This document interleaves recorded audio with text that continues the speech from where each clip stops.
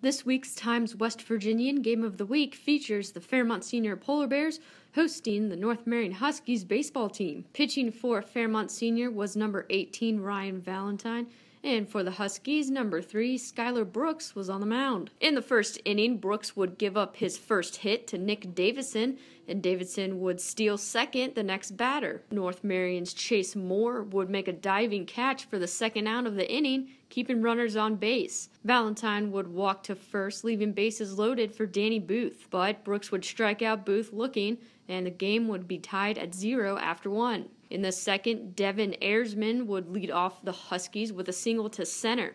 After the next two batters would sacrifice bunt Erzman over to third, Tanner King would hit it on the ground, but a diving Valentine would get King out at first, leaving Erzman on third. Brooks would come out strong for the Huskies in the second, striking out 2 and forcing a flyout. In the third, Brooks would continue to be strong for the Huskies, striking out 2 leadoff batters and forcing another flyout, still 0-0 after 3.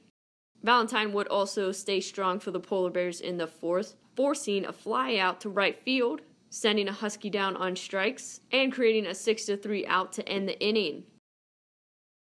The Huskies would get dirty again in the bottom of the fourth, this time a diving stop from first baseman Holden Santee. He would throw it to his pitcher for the out at first. Fairmont Senior would get a runner on base with 2 outs after an error, but Brooks would force another flyout. In the fifth, it was all Valentine for the Polar Bears. He would strike out 3 batters in a row, all swinging. On defense now, North Marion's Moore would lay out for the catch again and the first out of the bottom of the inning. Brooks would do the rest, striking out the next 2 batters. In the sixth, the game still tied at 0. North Marion would get a runner on with 1 out after a single from Christian Tomena, but a quick Valentine would pick him off at first, and Jolliffe would end the Huskies at-bat with a fly out. At the plate now for the Polar Bears was Jace Riley, who thought he had a line drive hit, but was picked off by second baseman Cody Greer. Ryan Reiser would make it on base for the Polar Bears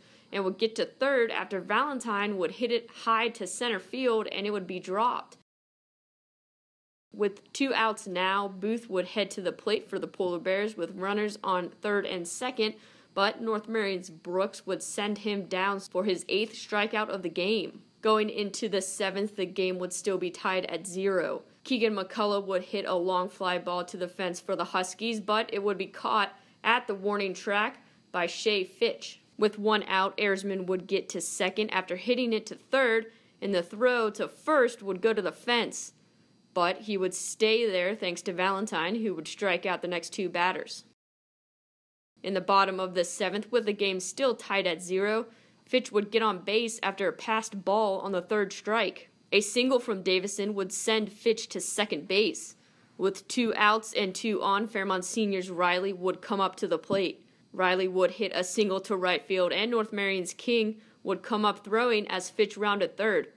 The ball would be cut off and wouldn't make it to home in time for the out, and Fitch would be called safe at the plate, giving the Polar Bears a run and the win. Tune in next week for the Times West Virginian Game of the Week.